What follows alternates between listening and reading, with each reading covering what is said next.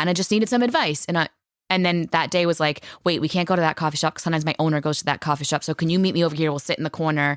And I'm like, this is insane. We weren't even talking about a job or anything. It was just to... In case someone walks in and sees us together. It will create a gossip conversation that then this person was like, I could probably lose my job.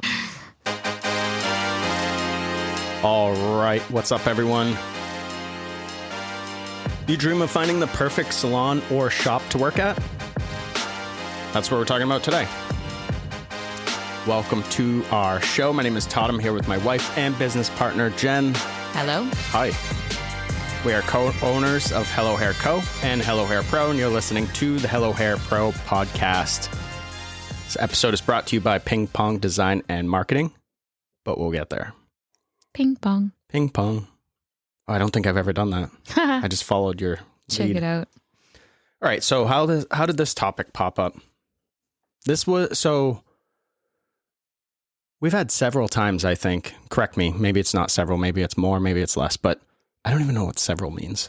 A few. Handful of times that people wanted to maybe showed interest in coming to work with us. Mm-hmm. But they felt like they couldn't because of like a non-compete or some other reason. And thinking about it, if it's happening in our area, it's 100% happening everywhere else across the industry. Absolutely. And we think that should stop. People should be free to work where they want to work, period. Correct. You should be able to, as a human being, have the right to go to work where you want. Mm-hmm. That's my opinion. And be happy doing it.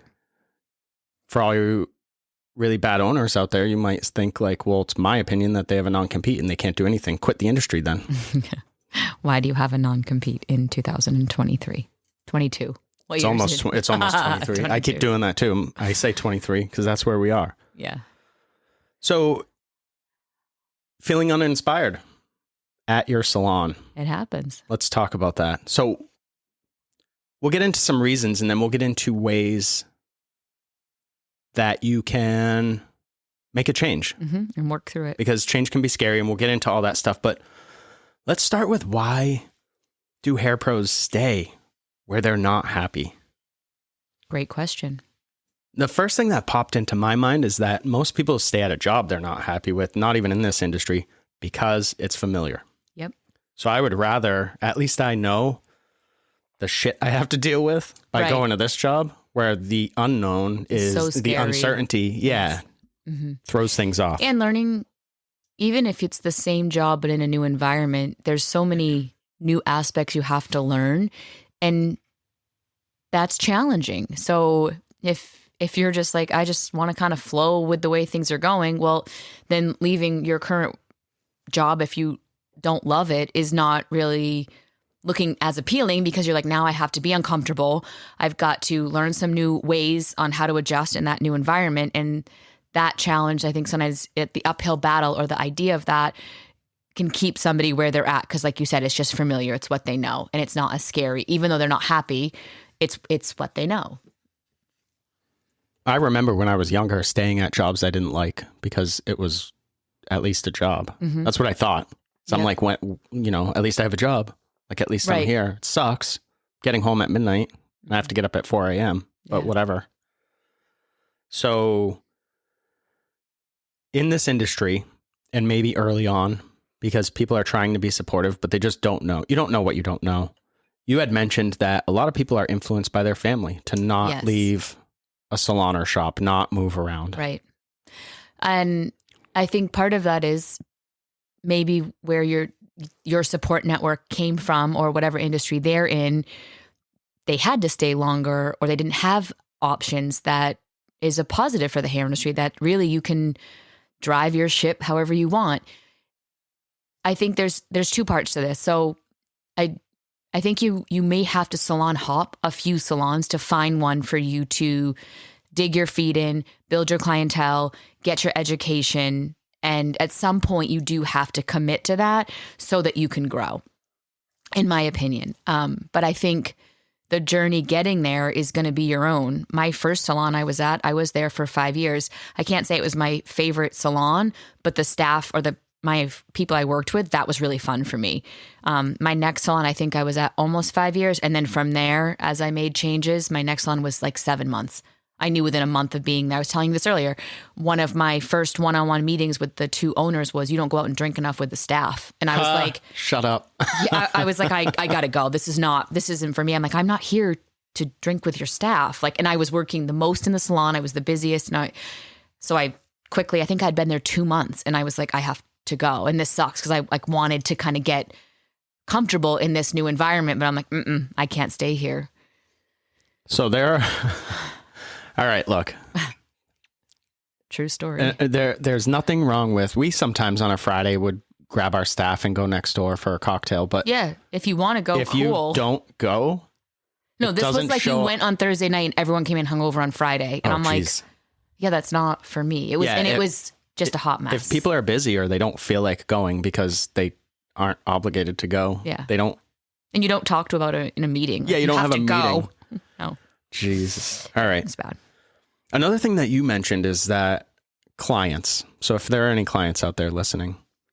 Oh, yes. They make these comments and they don't mean to, but you can feel a sense of embarrassment or shame or guilt even for asking them to go somewhere else with you. Yep.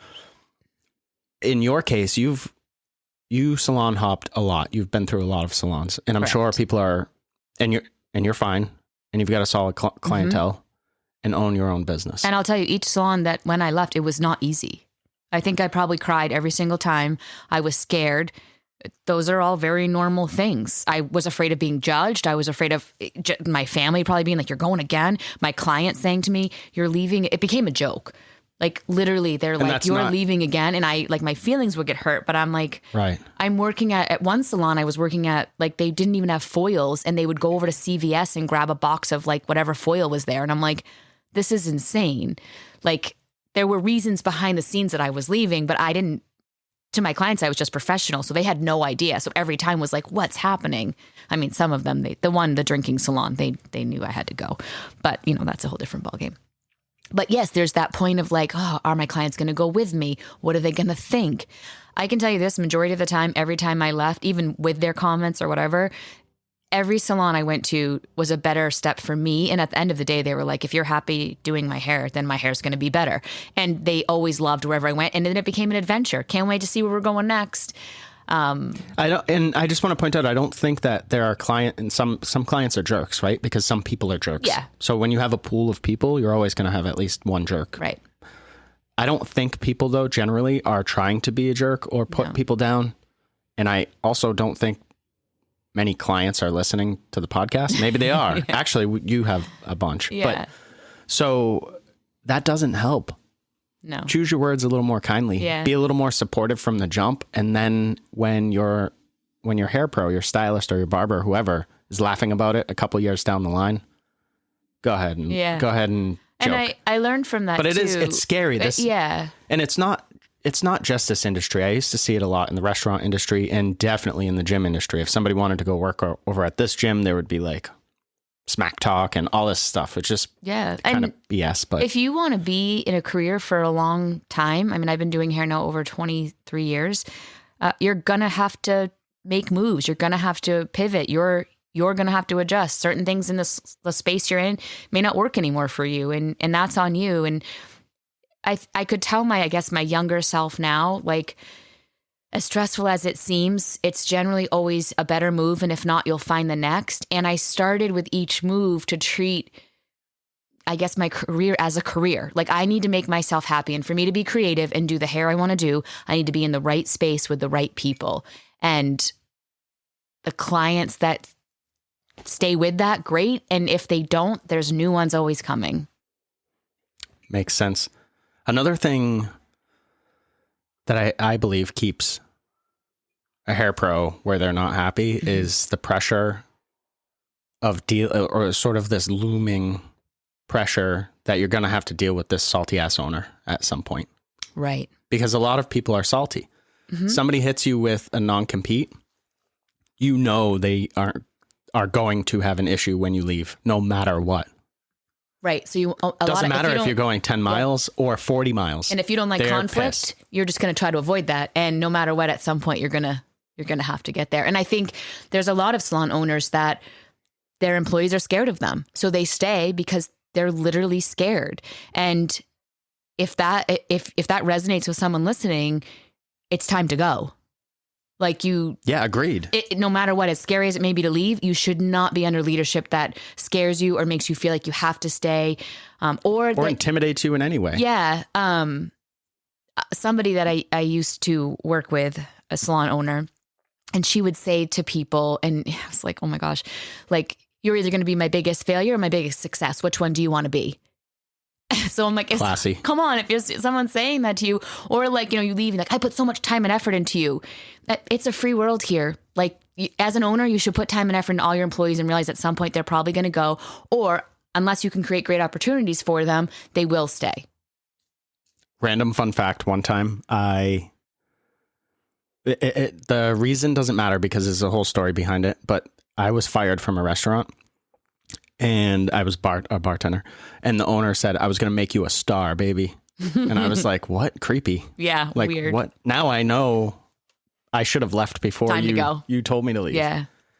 All right. So let's move on. Why? And there are infinite reasons. We'd love to hear from you. Why is a hair pro feeling uninspired? Oh, I think there could be a very long list here. So what are our top items here? I think a lot of people feeling uninspired. Maybe it's a culture breakdown. Mm-hmm. Maybe something existed, but it doesn't now. Yeah, I could see that. Right? Because times change and salons don't like to. Right. We know that because we hear from a lot of salons that are like, no, my owner says booking on paper is the way to go. Okay. That person's not changing anything in their culture ever. Yeah. I think a lot of people they feel this loyalty to the salon or the owner, and they start taking on these responsibilities that aren't theirs to take on. Mm-hmm. And then a bad owner, which is what you're working for, they eat that up. Yeah. They love that when people are, because you're stuck. Because who's going to do the ordering? Who's going to do the cleaning? And we hear this stuff too. I have talked to so many stylists this past year, especially as I've traveled quite a bit, that were miserable at their salons, but they had taken on so much responsibility that they were almost acting as if that salon, like that they owned it. Right. As an employee, I mean, you want someone that treats your business as much as you do, loving it as an owner, right? Like will put their time in and they want it to grow because they love being there, but not to the point where they're like doing more than the owner or miserable in doing it. Like that's not the healthy balance. You want the staff that's like curating the culture with you, right? Part of it. Yeah, exactly. They believe in and buy into it. But they're not trying to create the culture because you're not. Like that's not good. No. So some more reasons hair pros feel uninspired. How about you've been lied to? Yes, this is... Go ahead. You go. This is big, I feel, right now. And I've seen it firsthand to a lot of stylists. Why is it big right now? Because of the way the economy is and people are... Like, this isn't a very employee-friendly climate. I think there's not a lot... Because you can get a job just by texting There's a lot of someone. salons that need staff right now. Right. So what's happening is you're seeing a lot of people promise a long list of things. I mean, I could go over a bunch, but they're promising all kinds of stuff. And none of that is realistic. They're promising that you come work here, it's a full book of clients. We'll give you a bonus. We'll do this. We'll do that. And to me, it's all just catch stuff. And if you're like, I'm trying to build at this salon, I'm not getting busy fast enough. First of all, it takes a while to build and you've just got to put your time in. You don't have to like that I'm saying it, but it's a true story. You just got to put your time in. You got to do the work over and over and you'll start building. And I just want to add too that the reason it takes a while, and we both believe that, can you do it quick? Sure, you can do it quick, but it's going to be with people that aren't your ideal clientele. Right. So in the long run, you're taking hurting everyone, yourself everything, every little bit. Trying to build as quick as possible. The quickest way to build your clientele is to go through and build an appropriate clientele with the services you We've want to do. gone over it with marketing before. So I'll put the episode, below. What else were you going to say? I cut you off, I feel. Just that there's these over promisings that like they're going to offer all this stuff, and it's a way to entice a stylist that's like, all right, I'm not getting there fast enough, but they're saying I can do it. And you may see busy people, busy stylists or barbers in that salon that have probably been there a long time, which is why they're busy. And you just think, and I've heard it being told, like, I'm going to get their overflow and I'm going to get this. And then you show up and you don't fit the culture, you don't fit the vibe. And then before you know it, you're not getting the overflow because the clients that are overflowing aren't even clients you would want. Like you didn't think of all these things. You just thought, oh, it's all going to be handed to me. Yeah. Nobody, if someone's saying they're handing it all to you, it can't be real. And if it is, and you've been in that situation, please let me know. But otherwise, I'm going to say they're just blowing smoke up your ass and move on. Yeah, they're just trying to get people in the door. Yeah. I saw an ad the other day from a place in Massachusetts, I think, and it was like, we'll pay you up to, $2,000 to relocate from wherever. Like, first of all, what? That's not enough money for me to move my family. It doesn't even make sense. And we won the most awards. And I was like, cool. What the hell does that do for me? Nothing. I don't care about your awards or whatever. Hair Pros, some people, just so you know, pay for those awards. They're not real. A lot of people, I get emails all the time that are like, hey, congratulations, you're featured in this magazine. Yep. Let me know if you want to pay. Yes. Or, hey, let me know where you want your award sent and what size so that we can bill you for it. Yeah. And I'm like, no. You can win you can win an award. And I'm not knocking it. If you've been recognized, like we've been in Modern Salon a couple times, whatever. It's fun. It's cool. Yeah, for sure. That's not my game plan though, to win an award. Anyways, I digress.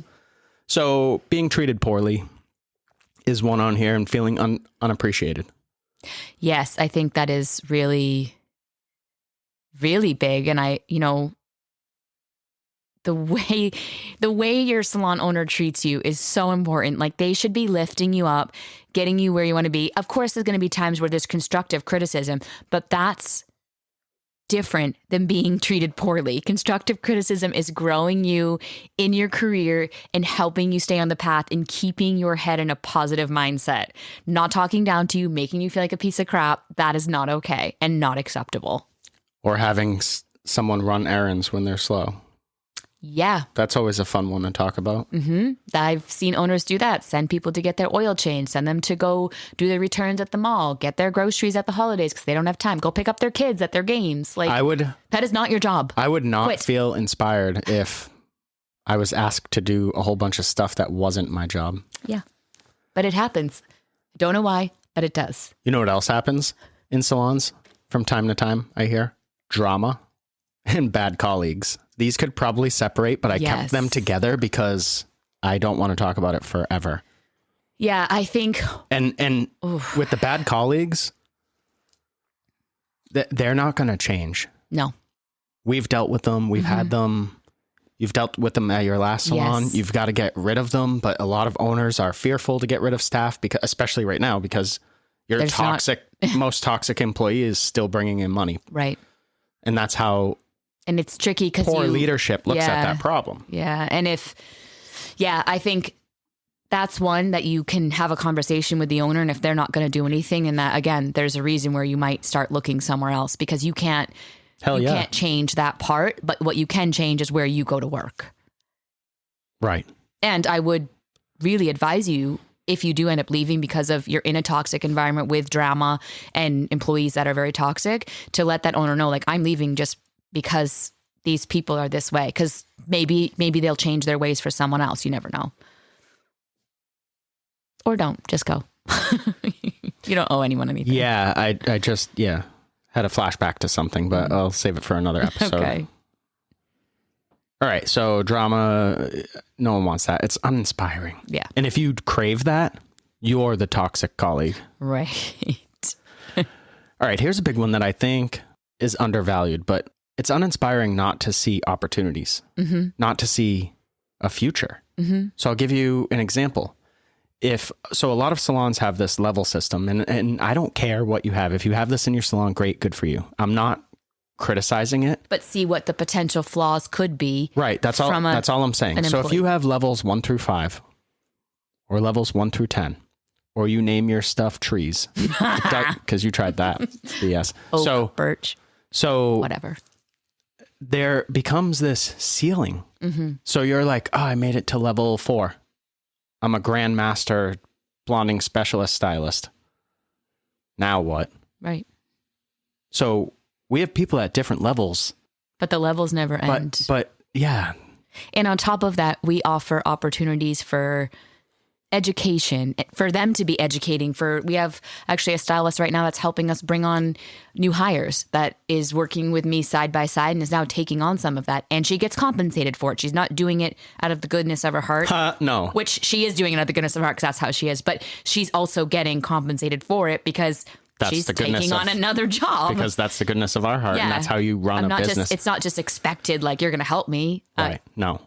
That would be treating somebody poorly and taking advantage. But this is another growth opportunity for her to be behind the chair doing what she loves, but also now curating some other jobs within this career and under the same roof of Hello Hair Co. Another thing, too, that people feel that is uninspiring is like a lack of a challenge. Like, I'm not feeling challenged. And some people are going to be like, oh, I don't care. I want to just show up to work and whatever. I'm not talking to you. Move on. Yeah. I don't. You do you. Yeah, you do you. Don't do it at my business, but do it somewhere else. And I'm not criticizing it because everyone needs those type of people too. For sure. People want to be pushed. They want to grow. They want leadership that's going to challenge them and help stimulate that growth for whatever lies next. I think and we help people to the point where I bet you a lot of owners would be like, what if those people leave? You just showed them how to run a class, or you... Yeah, they might. Yeah, but they might leave now. Yeah. They could leave for any reason. Yeah, you don't own them. So what if they move? Yeah. Well, here's the deal. What if they stay? Right. That's what you have to focus on. And I held them back because I'm trying to make them stay? Doesn't make sense. That's that whole mindset of like, don't focus on what you don't have, focus on what you have. Currently, this is what you have. I also think a great leader can push their staff individually. So we have some that want to learn really fast and want to grow, and they have in a year. Like, it's amazing how far they've come. Then there's some that the pushing has to be slower because it would push them out of the salon. It would be too much for them. And each one can go at whatever pace they want, and it's their journey to decide how that is. Yeah, because they're individuals. You cannot treat everyone the same all the time. There needs to be rules, right? I understand that. Yeah. That's not what we're talking about. Right. But when you're coaching somebody, you can't treat everyone the same because they have different things they expect, or different ways they like to be needs. Spoken to or whatever. And that stuff all has to be taken into account. And if you're not, and you're in a leadership role, just work on it. Just get better at it. Yeah. You can improve it. What about a lack of novelty? If it's always the same every day, I'm not finding any inspiration there. Now, not every single day does a salon need to like be redecorated or anything like that. That's not what I'm talking about. But having things like maybe, I don't know, like having some group education, having some, that's optional. Don't force that on people. Yep. Having events, having support, having whatever. Or like we shift the chairs on stations. We allow. Great story. Why don't you talk about that and the reasons why we do it? Yeah. So if you're not working the next shift in the salon, you need to pack up your stuff first because you're going to be a lot cleaner. You're fired. No, I'm just kidding. You're going to be a lot cleaner in your station, and station will stay cleaner. And then when you're coming for your next shift, whatever stations are available, you can take your pick and sit where you want. There's a lot of, I think, great things behind that. One is that you have a new view in the salon every week, depending on where you're sitting, or every day, depending on what you pick. Your clients have a new view that they're like, wait, I didn't see this before. So they get a new perspective. It also creates community within like kind of the culture of the salon. Like some days you're like, I'm going to sit next to you today. And then I'm going to go sit over here today. So you sit next to different coworkers and you vibe off of that too. So it's fun. It's very fun. Yeah, because it's just different enough. Yep. Just to switch your seat. And owners out there listening, try it out. Yeah. I'll tell you what, your salon's going to instantly be cleaner. For sure. Yep. And I'll tell you what, everyone levels up. You're going to notice real quick who the territorial people are, because they're going to be like, but this is my station. Right. No, that's my station. I bought that station. Yeah. Nice try though. All right. So just being funny. You know what else is uninspiring? Fake support from leadership. Yes. Right? I'm giving you all this support. right up until I'm not happy about something. And then I'm going to come down on you. Right. Or you don't even really show up for the support. You just say you do it and you don't actually do it. True story. Or the way you give the support is not constructive criticism. It's literally talking down to somebody, which is like the worst way you could deal with that. Yeah. What about being forced to focus on things you're not interested in? So the one that pops into my mind is retail. Mm-hmm. Nothing wrong with retail. No. Nothing wrong with selling retail. Nothing wrong with wanting to sell more retail. I don't have any issues with that. My issue comes if somebody doesn't really care much about selling your retail for... Why should they have to focus on for 5% or 10% or whatever? I love this. And don't tell me that, well, the more retail you sell, the more clients you'll retain. Like that's this is from, you're talking eons ago. Like that's not where it is today.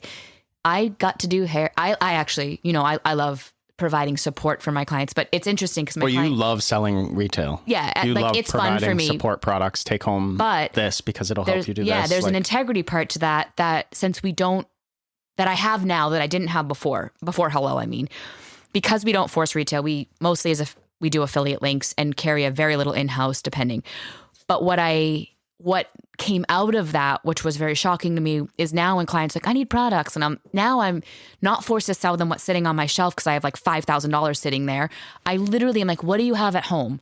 Do you even really need something, or do we need to reinvent what you have at home? Because I don't feel this force. I'm not having to make numbers. I don't have to like worry about getting retail out for new to come in.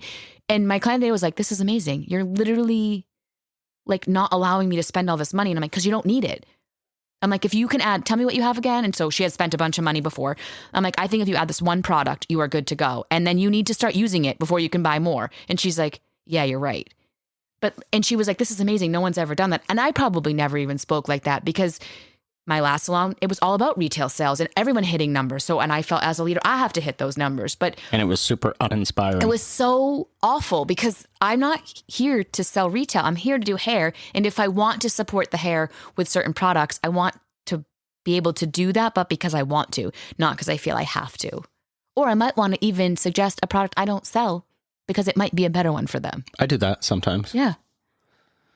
If the business you're working at doesn't have a solid foundation, meaning, and we talk about this all the time, core values, mission, vision, you're probably going to end up being uninspired because you don't know where this company is going because they don't know where this company is going. And I think having your, core values written down somewhere is not enough. You've got to be living that day to day. Yes. And it has to become part of your culture. And if you don't have it, it's impossible. Right. It's impossible to build a culture. Yeah. Not one that's stable. Correct. What about the always coming soon people? So this is uninspiring too, and just downright frustrating. Yeah. Just trying to lighten this topic because this is a lot of bad shit. Yeah, but we're going to tell you some stuff soon that can help you hone in on what you can do and what maybe can help you, and it's going to be great. Yes, for sure. But it's the leadership. I don't even know if it's always owners or maybe it's management, but that are always saying that new things are coming, or we're checking on this, or we're staying ahead of the industry by doing this, and then nothing ever actually happens. Right. It's always coming soon. Coming soon, stay tuned, like all that stuff. Yeah, I probably to get some maybe excitement about what you're doing, but fake excitement because you're not doing it. Just do it. And after honestly do it and then be like, guess what we just did? And then show it. That's more of how we operate. Not to toot our own horns, but this is when you come in this week, this is what you're going to start seeing here. Like that is way cooler than coming soon because you've actually done the work. A lot of times I see these coming soons and I never see anything after, and I'm like, what was even coming soon? Or they waited 2 weeks later, I guess, to release it, but now you've already lost my interest. The other thing that I see, and if you're going to do the coming soon thing, you got to hit the date. So I see people that give these dates, and then on the date they push things back because they have no clue what they're doing. Right. They have no clue how long it would take. They didn't have a plan. They just thought if I tell people it's coming next week, they'll be excited. But then you're 2 months later. Honestly, I learned that when we were having kids, and my first one, I was like, oh, I'm due on February 3rd. Let's say it was February. And then of course, from February 3rd until I finally deliver that baby, almost 2 weeks later, everyone's texting me like, where's this baby? Where's this baby? And I want to strangle everybody. So then I learned with my next one, it's a birth month. I'm having a baby sometime in August because I know it's the beginning and I'm not going to give you a date because I don't want to have everybody waiting and waiting. So it's like when it arrives. Should have went with the last day of the month. So that way. Yeah, it should have. I just was like, birth month, here we are. And when it arrives, I'll put it out there. There you go. Notice it was an it because we never found out we were having. The last thing that I want to point out for people to feel uninspired about, or that would cause them to feel uninspired, is just generally not feeling successful. Yeah. Like I don't feel any progress. I don't feel like I'm getting out of this what I'm putting in, or I don't feel like I'm where I should be. Yep. And that is something that you should, honestly, if you're in a good salon with good leadership, that's a conversation you should be able to have without feeling like you're going to be attacked and they're going to be like, well, you're not doing this and you're not, like, you should be able to go to someone and be like, this is how I feel. And they should come up with a new plan. Like, okay, let's talk through this. Like those conversations should be welcomed. Now we want to give people how to break the cycle and find a salon that they can thrive in. Yes. Before we do that, I got to do the sponsor, which is Ping Pong. So this episode's brought to you by our friends at Ping Pong Design and Marketing. If you want to love your website again, or you're looking for more clients to fill your chair or business, Ping Pong is offering our audience a special discount. Visit the show notes, reach out to Chris. We work with Ping Pong. And they're awesome. Yes. So reach out to them. And if you have any questions, I'm happy to answer them. So reach out to me. All right, back to the show. Okay. So how can you break this cycle and find a salon that you can thrive in? I think the first step, we spoke about this before hitting record, is that you have to have a real conversation with yourself. Yes, and this is most important. And figure out if it's you. Correct. Because we have a tiny human that just walked into the room. Yep. So if you hear him in the background. I think this is extremely important because are you just miserable because you're miserable in life and there's something that you need to change personally, or is truly the salon not a good fit? And maybe it's both. Could be, yeah. But if you're miserable, just because you move, just because you switch salons, that saying, and I might annoy you right now, the grass isn't always greener on the other side. If you're not... Oh, I love that saying. Okay. If you're not truly working on yourself and realizing if you're the problem, just because you go into a new workspace, you're going to have the same problems. It's not going to change because it's you. Like you've got to fix yourself first and look at what's going to make you happy and what's not making you happy and what do you need to change. And sometimes, and I've seen this personally, the grass is greener on the other side until you got there. Yeah. I've seen that, and I'm sorry to say it like that bluntly, but that's the only way I know how to speak. Yeah. So, it's you. Mm-hmm. So if it's you, work on that first. Maybe even have a conversation. Hey, go to the owner. I'm not happy here, but here's why. Part of it's me. Right. And I want you to know I'm working on this. Mm-hmm. And if you don't get the support, go ahead and then bounce. But at least have the conversation. We've had people come to us and be honest and say, I'm not happy with certain things. I don't know if this is my career long-term or whatever. And we've literally, this is going to be so cheesy, like watered that plant. Like if you need to check something out, check it out. We're here for you. What I'll always say is I'm not going to put in more effort than that person, but I'm not going to put in more effort than they will. But if they're being sincere and we work through it, and we've had one person come back and be like, you know what? I was just having an off week or two. I don't even know why I said that. I sometimes I love what I do and sometimes I don't. And I'm like, and that's okay. There's lots of people like that. And she was like, you're right. I love working here. It's just the industry is tough sometimes because there's good weeks and bad weeks. And she just needed to say that out loud and she felt a million times better. Yeah. Perfect. Yeah. It was great. Another exercise that I like is to do like a perfect day exercise. This is a good one. Yes. So grab a pen and paper, pencil, whatever, and write down what your perfect day looks like. And this is going to help you realize some of the things or recognize some of the things that you're looking for in a business to work for. Absolutely. And it might even surprise you at certain things that come up that like, wow, a perfect day for me is even getting outside more or whatever. It doesn't always going to go just to your salon, but if you do that exercise, you're going to start to realize these are the things I'm looking for.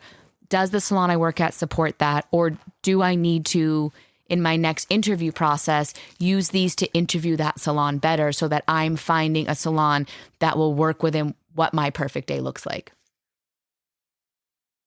Yeah, I think it's powerful because you can use it for so many different things. Like you could boil it down a little bit and, like you said, bring it on an interview, but or bring it to your current boss. Right. Is this possible here? And then you have your answer, yes or no. Right. Right? Odds are they're going to lie to you. Yep. So beware of that. Just not being a jerk. Not being a jerk, but from what I hear, the odds are they're going to do whatever it takes to keep you there. Correct. Or be mean to you. Right. One or the other. But I like what you're saying. Like, not always does the option have to be, I'm feeling uninspired. It doesn't mean that you just have to go. You can give your current salon an opportunity to arrive at what you need from them now. Yeah, maybe they need to step their game up and you're actually helping them by going to them. But if you don't have those conversations, you will never know. Correct. Now, in some scenarios, it's not going to work out that way. And I fully acknowledge that. But we talk a lot about putting in an honest effort. Yep. So if you go somewhere, you're there for a week and you're not happy about something, did you do your research enough? Like, why is it so soon? Like, did they change their policies? Or maybe they unintentionally told you things that, you know, you were confused about or whatever. Yep. You know, I don't know what the scenario would be. Another thing that I think will help people is just to hear the words, it's okay to leave somewhere. Yes, that permission is really important. Like, if you're actually truly not happy somewhere, leave. You shouldn't stay there. And you don't even need honestly, like a list of reasons, excuses, or to make an enemy out of something. It can just be, I want better, I want different, and I think that's going to make me happier. Try it. Yeah, I think sometimes just it's the permission thing, or we used to joke all the time with friends like, oh, you need a cosigner? Because they would be like, do we want to go grab a drink? And like, I'll co-sign that for you if you want. Yeah. Like, or whatever, you know? The other thing is, and it might just help to hear this, and you spoke about it earlier, is it just may take a few places to find your fit. Yeah. Because you may not know either. And that first place, that interview, you thought the job you were taking worked for that time period, and now it doesn't. And that's fine too. You're going to grow and change also. For sure. So those are sort of some mental things that you can do and some exercises to work through, but there are some like physical things that you can do too. Absolutely. And you talk about these, so I'll let you kind of run through. Yeah, I think if most people in this industry have friends in the industry, so I would encourage, like, reach out to your friends, like even just chatting without the intention of being like, I want to work with you. It could even be just like, what do you love about where you work? Because I'm not loving this. And maybe your friend has some insight to help you love where you work. Or maybe you're like, you see your friends thriving at the salon there, like, why do you love it there? Do you think it'd be a good fit for me? And use your friends and their knowledge as just a tool to kind of help navigate through why you're not happy. I think the other thing is, and this one's a little tricky because this is where the industry gets really catty, but if you can go to that salon and get a service, so if you know someone there, go in and be like, hey, I'm going to come in and get a blow dry. And the blow dry is just so that you can sit in that salon and just look around and see what's happening and see how the staff's interacting. Yeah, get a vibe. Right? And honestly, I go to different salons for all kinds of services so that I can get knowledge for our own salon. But I have staff that goes other places for blow dries and goes to support their friends. I think that's wonderful because they have takeaways from that. So if you're hearing me say that and you're like, my salon owner would kill me, well, you might be one of those people that it's time to go. But if, you're like, oh, all right, I'll go check that out and like kind of just, get that vibe. I think that's a really great opportunity for you to take in a different salon environment. I don't even know how your salon owner would know that. That's a sign of crazy town right there because I would have no clue. If you asked me where my staff was right now, I'd have to look at the schedule. Right. And then anybody that's not at the salon, I would just shrug my shoulders. How the heck would I know where they are? I said heck.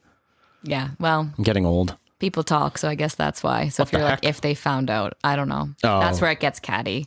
Same thing, like I think you have to, I do think this one, I see it often. We talked about this earlier, like looking to hire, all inquiries are confidential. I can tell you this, not every salon keeps up that. I've had it happen to me personally where nothing was confidential and it was just a pretend show.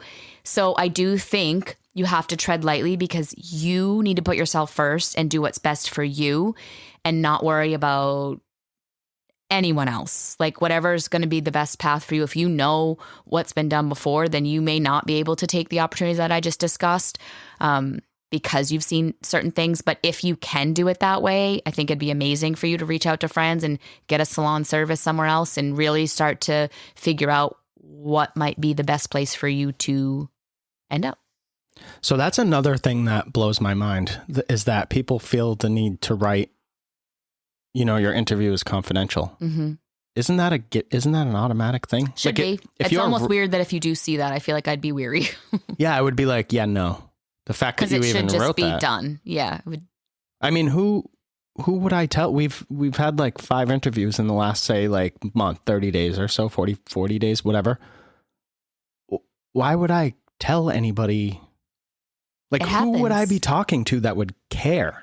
People tell. So in my instance, they told their staff. This is just so you guys know, this isn't for the show. I'm genuinely confused by this industry. So I was, it was the height of my career and it was almost like, oh my God, this person just came to interview. What's going on over where they were at? And it became a gossip piece. And it was not confidential at all. And that's just part of the industry. That is just how it is. What are you going to do? But I think if you truly are even just a good person, you would never do that to somebody. I've never had a job that I've ever gone on, like when I worked in restaurants or when I worked for gyms that were like, don't worry, this is confidential. Like, we're not going to tell that restaurant. We have had, I think, an interview where it just needed to be a little confidential because she just didn't want anybody getting out that she was leaving. And cool, we'll meet with you off hours. Like, so that you're not, like, the staff's not seeing you yet and whatever. And have that conversation. I'll always respect that. To that same degree, I had somebody recently reach out for just some business advice. And I'm like, let's meet for a coffee. They were like, that would be amazing. Not anything to do with coming to work for us. It was just kind of just needed some advice. And then that day was like, wait, we can't go to that coffee shop because sometimes my owner goes to that coffee shop. So can you meet me over here? We'll sit in the corner. And I'm like, this is insane. We weren't even talking about a job or anything. It was just to... In case someone walks in and sees us together. It will create a gossip conversation that then this person was like, I could probably lose my job or be questioned to the point where it's going to be very uncomfortable. And that was recently. Sweet, dude. And that was just like, I was like, if you need any help, let me know. And like, actually, yeah, can I pick your brain on some stuff? Absolutely. But we had to do it like really privately. For an industry that prides itself on professionalism. Anyways, I digress. It's crazy. So I want to talk a little bit about what we do because we had shadowing in here. Now, I understand based on the conversation we just had, and we've had these conversations before, coming into like shadow and hang out and just catch a vibe might not be the best thing for you. We offer it, but it might not be what you want to do because of that gossip and whatever, and everyone's going to see you, and now you have to be afraid. So our onboarding process includes a shadowing interactive sort of day. Yep. And we offer the job to the person first. Yes. And then say, we're going to bring you into shadow. You can watch some services. You can get a service, complimentary, of course. Now there's a delivery truck outside because the window's open. Truck. Oh, okay. So remember last week was the lawnmower or whatever? Yeah. Yep. All right. So this is how our process works. We offer somebody a job, but then we sort of leave the door open to them. Come in, get a service on us, hang out, use some of the tech that we use, check out our booking software, all this stuff. Work with the blow dryer from overhead because that might be different. Yeah. We're starting to create the relationship right from the beginning, so it's very positive. Yes. If it's not your vibe, if you're like, hey, I thought something else, this isn't working for me, we leave the door open so that they can leave. There's no hard feelings. Nope. No one has anything invested. There's no non-competes. We're not being crazy. We don't call you names. No. Everyone should find their fit for them. Yeah. If it's not with us, that's fine. You tried. Right. So that's how we do things. And then there's more to it, but we don't have to go into that. That's just the beginning steps. Yeah. Here's a tip just in life for anybody. If you decide to take an interview, make sure that you're interviewing I love this. back. Yeah. And don't be afraid to dive deep. So the owner, the manager, whoever's in charge of hiring, who you're meeting with, they should not only be happy to answer any questions you have, but they should be excited that you even have questions, because it demonstrates a deeper level of thinking. It demonstrates critical thinking. Agreed. It demonstrates some problem solving. Agreed. And that's like, those are the things we look for at our salon. And it shows to just me. Saying, just saying, anybody listening that's looking for a job. Come in with some questions. All interviews are confidential. We are looking, we're at our salon, we are looking for people that can problem solve and think for themselves. Hold their own. Yeah, because we don't want to micromanage and babysit. We want you to be able to have lots of freedoms as long as you know the rules, and then you can play within them how you want to. Yeah, man. And that interview for us is really important that you arrive at that, because if you can come with those questions and you're really looking for what even feels like, not just to be us to say you're hired, but to make sure like what we're offering is what you're looking for. Like that's where, again, the relationship starts. And it's like, okay, let's check this out. Yeah. The other thing we do too, and this just popped into my head, is that we use FaceTime. Yeah.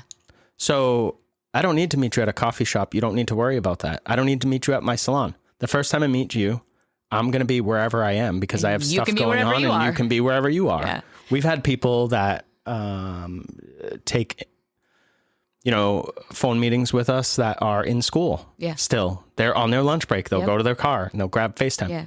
Now, if you say that to somebody and the owner or whoever says, oh, I'm not good with FaceTime, or I don't really use tech or whatever, like that's the way some of the world. insight. That's some insight right there. So yeah, I do love that we do that, because I think it's less intimidating too, because you're not coming in to a brand new salon with all new people in your face, or just like, whoa, what's happening? It's just between us and them. And it's just really chill. And most times our kids or dog. So sorry, people. But, if you want to interview with us, I love it. Set up a time. But you're going to have kids grabbing the phone too. And it does allow that level of confidentiality in the beginning that if is very important to you, you have that too. For sure. But we really created it more so, or we actually only created it, really. Oh my God, I can't talk. That's okay. Created it one day to just make it so that first step is so easy wherever you are, wherever we are. And then we can generally coordinate schedules a lot quicker, which wasn't happening when we were trying to do things in person. So it was out of this need for getting things done whenever we're available to do it, and not keep putting it off because we didn't have the time. And then it's grown into this just amazing part of our hiring process. Oh, it saves so much time. Yeah. For us and the person. Especially if somebody doesn't live, next door. We talked to a few people recently that live, 30 to 45 minutes away, and to have them drive down just to meet when we can just talk on the phone. I like the FaceTime because we get to see the person. Yeah. So there's a deeper connection there. Absolutely. It's been great since we started doing that. All right. Anything else you have? Any last words? Anything encouraging to somebody that is trying to break this cycle and just find somewhere to thrive in, and I think be creative? And it's important for you to find the right fit for you. If you're not feeling the fit you're in now is for you, either go to the owner and work that out, or maybe it is time to go. And you don't have to make anyone else happy but yourself. So you can ask permission, you can get the cosign, but at the end of the day, this is your career. You're the one that takes the risks. You're the one that reaps all the benefits after. So it's truly your decision. And if it's just, you're like, I need to be happier, just make yourself happy. Figure out what those steps take and plan out that perfect day, because that will help you. And if you do need to chat, go ahead and let us know. We're happy to chat. Even if you're like, I'm not looking to work at your salon, but maybe I have some questions. To work through how you even approach your owner. We can do that. We've done that for a handful of people already. It's free. It's just our time. We can even jump on a FaceTime if you want. If you don't, or if you want to meet at a coffee shop somewhere, that's a secret. We can do that secret sauce, so that the owner doesn't happen to show up. Maybe you just need some insight, and we can offer that too. All right. So as always, thank you so much for listening. Totally appreciate everyone, and we will catch you next week. If you need anything in the meantime, hit us up, and don't forget to check out Ping Pong in the show notes. Yep. Bye.